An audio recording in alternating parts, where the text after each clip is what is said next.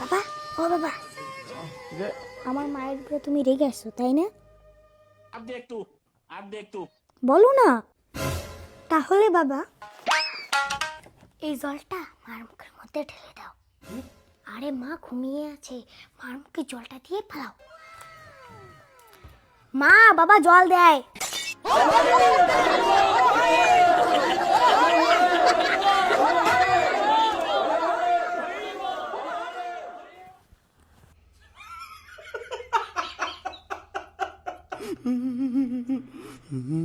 তার কাছে তো তা পাখি ডালিম গাছে বউ, বাবাকে ধরে ফাটাবে এবার তার নিজের বউ।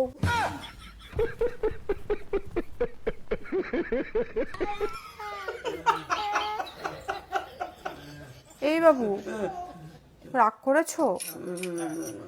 অন্য কিছু তো ফাটাইনি, শুধু মাথায় তো ফাটাইছি। আমার সোনা বাবু রাগ করে না।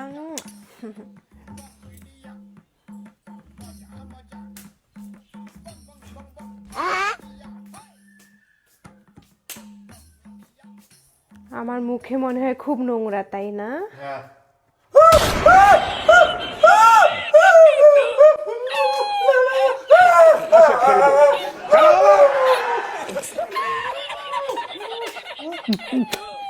ভালো একটা হাউস মা।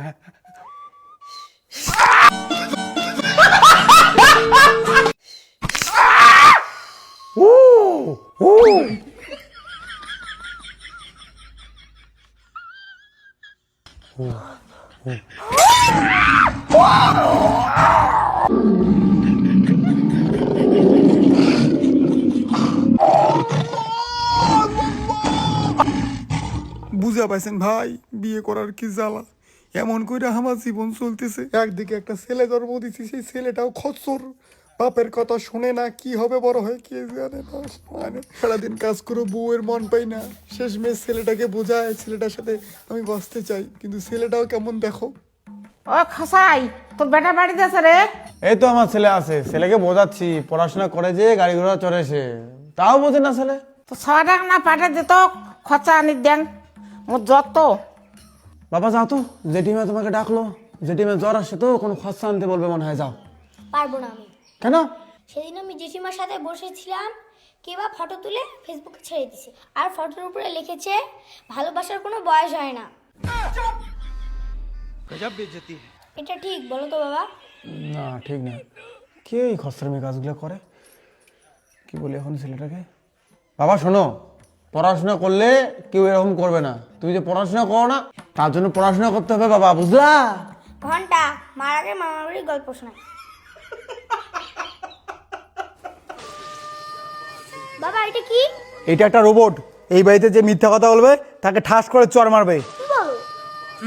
যা এখন পড়াশোনা কর, আমি রোবটকে ঘরে নিয়ে যাই। না বাবা, আমি পড়াশোনা করতে পারবো না। কেন পড়াশোনা করতে পারবি না? আমার পেটটা ব্যথা করছে।